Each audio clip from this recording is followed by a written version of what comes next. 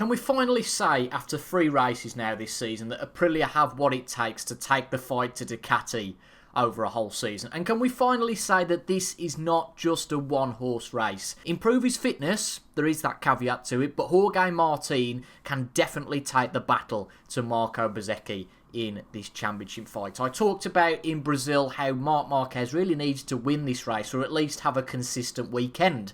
After all, Texas is Marc Marquez's track. 6 wins on the bounce from 2013 to 2018 before a crash in 2019, 1 in 2021, and then from 2022 onwards, 6th in 2022, didn't start the race in 23, and then crashed twice from the lead in 2024, then another crash again from the lead in 2025. For years, COTA was essentially owned by Marc Marquez. He won every race he finished from 2013 to 2018, and it seems now that COTA is becoming a bit of a bogey track for Marc Marquez. Let's talk about this weekend. Bit of a different format for this one, not going through the different sessions. I'm just going to focus on the different riders, something a little bit different, and then we might change back for Jerez in 4 weeks' time. So let's talk first off about Marco Bezzecchi, once again failing to capitalise in the sprint race.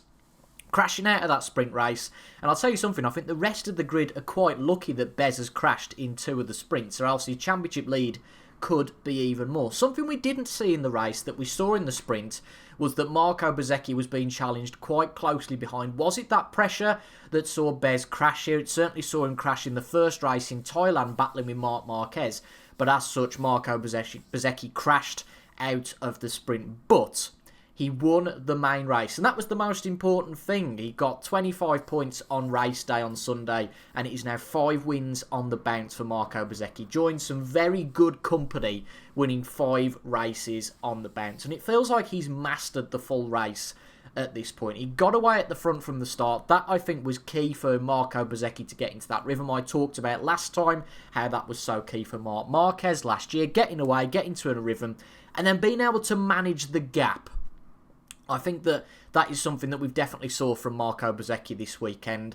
Maybe Jorge Martin could have gone toe-to-toe with Bez if he'd have got past Pedro Acosta. Pedro Acosta was ahead of Jorge Martin for quite some time. But honestly, I still don't quite feel at this point that Martin's quite got the fitness to go toe-to-toe with Bez over a race distance. Once again here, Jorge Martin was close enough to Marco Bezzecchi, keeping up that Aprilia 1-2. But was Marco Bezzecchi managing things? On the flip side, if Martin had cleared Acosta earlier and he'd got closer to Marco Bezzecchi, would he have kept that pressure on, like what happened in the sprint, and forced Marco Bezzecchi into a mistake? I think that Marco Bezzecchi knew that Pedro Acosta couldn't necessarily challenge him for the win, so he was able to manage things from the front in the Grand Prix. In terms of Jorge Martin, though, it has been an absolute joy to see the resurgence from Jorge Martin. I was very much Team Martinator in the 2024 World Championship race and was delighted to see him win on the Pramac Ducati. And then he got a sprint win here this weekend. He got a podium last time out, a sprint win here. The joy I felt was akin to the joy that I felt seeing Marc Marquez return from that horrible injury. And I think Jorge Martin is a serious contender now. Looking at Pedro Acosta on the KTM, he's once again extracted the maximum from that KTM. 2 podiums this weekend, albeit Saturday was taken away for another tyre pressure penalty. I think he ended up down in P10 in the end on Saturday, unfortunately, but a consistent season, I think, is going to come up trumps rather than having pace and not being able to extract the most from it. Looking at that championship standing, that is something that he's been seen very much so by Pedro Acosta, sitting pretty in 3rd, 10 points clear of Fabio Di Giannantonio, despite him having very little pace in Brazil. Acosta's on 60 points. Looking at what a good job Acosta is doing on that KTM is that the next KTM is Bastianini on 22 points. Bastianini having a good weekend this weekend. P3 on Saturday. I think that's 7 points he got from the sprint. So well done to Bastianini. Got a decent quali, got himself into Q2, and being in P12 allowed him to extract more from his late race pace. And then we've got Brad Binder, who's really gone missing this season compared to Acosta. He's only got 17 points so far. Looking at the GOAT. Oh, has everybody clicked off at this point? Looking at Marc Marquez, it was a very scrappy weekend for Marc Marquez. He had an early crash on Friday, and then on Saturday, I feel like we're seeing that early 2025 Marc Marquez again. He's just pushing far too hard. He saw the red mist in that incident with Digi in the sprint. The TNT guys said that he come from way too far back. I think it was a risky move, opportunistic if you like, but it wasn't massively too far back. It wasn't a kamikaze move, but you could see from the slow-mo that Marc just couldn't slow down for that corner, took him and Digi out.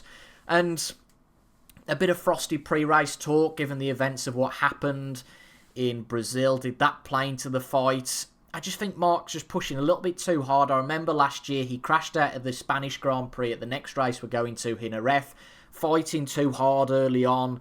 And I just don't think Marc's using his head to get a result like he did last season, at least in the mid to late point last season. So maybe Marc's got to reframe his mind to that point. You've only got to look at where Acosta is on what's probably the third best bike on that KTM.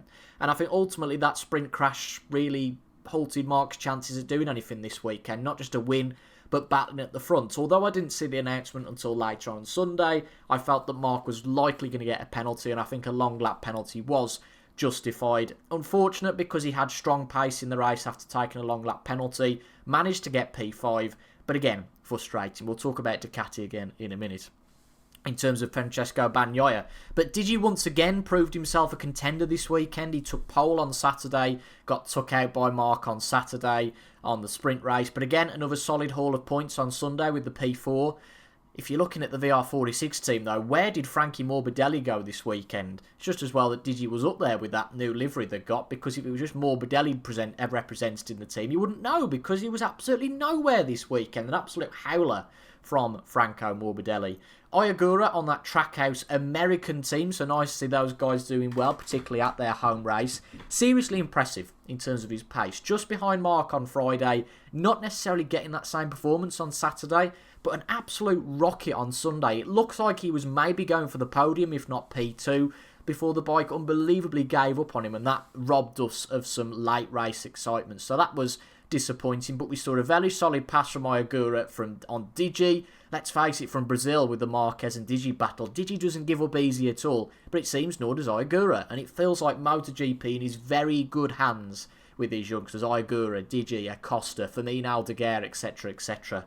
Looking at the other Trackhouse bike, Raul Fernandez, a better weekend despite me criticising him in the past. He's still not maximising the most from this Aprilia package akin to his free stable mates, but P7 in the sprint, P8 in the main race. That's a better weekend from Raul Fernandez here in Kota. Pecco Bagnaia. Oh, I'd have to admit, previously I've not been Pecco's biggest fan, but something's making me go, please, come on Pecco, just deliver something for us. More so it's not just all Aprilia at the front, but oh my God, I was buzzing going into this, thinking that I could actually report on something positive for Pecco Bagnaia. Alright, well I suppose I can, because on Saturday he ended up P2 in the sprint. This weekend, particularly with what happened to Marc in Saturday's race, felt like an opportunity for Bagnaia to deliver for Ducati, maximise what he could from the weekend, with Marc not quite there, albeit a self-imposed reason for Marquez not quite being there. A great sprint race from the start from Pecco, which just boggles the mind even more. Won the race in Japan last season, and then ever since then it has been so topsy-turvy, so dramatic, that it just doesn't make any sense. I can only think that possibly the Ducati is similar to last year in that it's much more confident in clear air. We saw that with Marc Marquez. Even last year when he was in the pack, he couldn't quite really extract the most from that bike. And Pecco got a clear rhythm from being out in P1 in that sprint. Albeit he lost the win to Jorge Martin, but that was more so a Martin thing, I think, even though Bagnaia's tyres had gone off. That happened again Sunday, but it seemed to only happen to Bagnaia. But Martin made a really good decision on tyres, went against the rest of the grid, and easily got past Bagnaia in the end. But honestly, on Sunday, Bagnaia just went missing. Couldn't keep up with the leaders. He was on for a respectable result, and then he slumped to a disastrous P10. He started losing more than a second a lap at the end. And compared to Marc Marquez, with a long lap penalty finishing in P5, that's an absolute disaster for Pecco Bagnaia. It felt like this weekend, you have got to beat Marc Marquez. A long lap penalty, Marc not in the best of form, Pecco Bagnaia just had to deliver. And yes, he did on Saturday, but on Sunday, P10 in the end, which was an absolute disaster for him. Talking about other disasters with a lot of potential, Joan Mir again, looking more so like Marc Marquez on that Honda, well clear of the other Hondas, but pushing that thing to its absolute limit and not being able to stay on the damn thing. Crashed out in the last lap of the sprint, chasing Acosta for P3, and then again in the main race. He was so good in qualifying, he had half a chance of taking pole position. That would have been a real excitement. But alas, it didn't happen. But a good qualifying for Joan Mir, good pace in the sprint and the main race. He had zero regrets, apparently, crashing out of the sprint. He said that if I had the chance again on Sunday, I'd go for it. But ultimately, from a championship point of view, it's not looking all that rosy for Joan Mir. Only 3 points in the championship compared to 23 for Luca Marini. It was a quieter weekend for Luca Marini. He wasn't talked about as much as Joan Mir, but finished the sprint P5. It says he got P10 here in the main race. That can't be right, because both Pecco and Marini couldn't have both finished P10. But we'll go along with that he finished a similar position to that. But ultimately, it's the old adage, isn't it? To finish first you must finish. And Joan Mir has got to learn to stay on that Honda to get some results for that team ultimately. But looking promising on that Honda nevertheless. Alex Marquez on the Gresini, not having the same success this year as last year. We've got the Aprilias up there. You've got Digi up there this year. So the VR46 very much looks like the second most competitive Ducati bike. Gresini are really out on their own, it feels like, so far.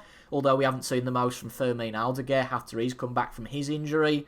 But nice to see him feature more so this weekend. We haven't seen a lot of him in the first 2 races. But he battled with his brother in the main race, although Marc won, again with a pretty ambitious overtake, pushed Alex out of the way. But P4 in the sprint, P7 in the main race, decent. And the only constructor we haven't talked about, which feels like we're going to talk about them last quite a lot in this review series, is Yamaha. But Toprak, again, performing very well. He won the battle in the main race, picked up a solitary point in P15 ahead of Jack in P16, Fabio P17 and Alex Rins in P18. You have to feel for those guys this year, don't you? I think Quartararo is going to Honda next year, so there's that for him. But Toprak seems to be bringing a positive mentality to proceedings and did well in the last race in Brazil. And another good weekend here, albeit didn't finish the sprint, but the main race got a solitary point for the Yamaha outfit. So, looping back round to the start, can we finally say that after 3 races that Aprilia have what it takes to take the fight to Ducati over the whole season? Yes, I think that is the case now. The TNT team once again hinted, let's see what happens when we get to Jerez. But this just feels so much like last year. Do you remember the whole, when Marc Marquez was doing really well, let's just wait till we get to a Bagnaia track. Let's wait till we get to Mugello. Then Marc Marquez smashed Pecco Bagnaia at Mugello, and it was very much, oh, I think this might well be Marc Marquez's season. And I feel like that might well be the same for Aprilia again. Nevertheless, whether it's Aprilia dominating or they are equal with Ducati or just ahead of them, we have a really exciting season ahead of us. And I think that what we're seeing is that the key for any rider, we saw Bez, Digi, Marc, none of those guys finished the sprint. Something Acosta is doing more so at the moment compared to last year when he kept falling off the bike, chasing those results. He's getting those results, he's keeping in the hunt, he's third in the championship. Unfortunately, it's probably not enough for Acosta to get a championship win with his package, but that looks very promising for Acosta next year, possibly being on that Ducati. Looking at Marc Marquez, I think he's possibly just trying to compensate for not being at 100% fitness, trying to push too much, and that's leading to these mistakes. And I genuinely wonder whether Marc Marquez will ever get back to that 100% fitness point at this point, at any point, in fact, in the season. And if he does, whether it'll be too late. It feels like very much that carrot being dangled by me here of saying, well, Marc's only not there because he's not 100% fitness. Maybe not. Whether it'll be too late at the end of the season if he gets back to 100% fitness. But nevertheless, another very exciting weekend. Compared to the drab world of clipping in Formula 1 and all that nonsense, we've got Marc, we've got Bez, who's the favourite at this point really going into any weekend. 5 wins in a row, we have to say that. Jorge Martin, Digi, Pedro, Joan Mir if he stays on the damn thing, Pecco Bagnaia, Ayagura, all in the hunt. This is a really exciting season I think we've got in store, folks. Definite unpredictability. The only thing I think we can say with some security is that unfortunately Yamaha won't be doing all that much this year. But Fabio Quartararo delivered, didn't he, in Brazil? He made the most of his package, and that's the most that any of these riders can do, I guess. The only tinge of sadness is a little bit like between Thailand and Brazil, that we've got 4 weeks between this and the next race. So I'll see you all in 4 weeks for the Spanish Grand Prix. It's going to be a lonely period, isn't it? 4 weeks without any MotoGP. It's like we've just got it back. And I appreciate that this time it is down to external circumstances. But 4 weeks before the next race, I'll very much look forward to it. I hope you guys are too. And I'll see you for my recap once again of the weekend's events at Jerez.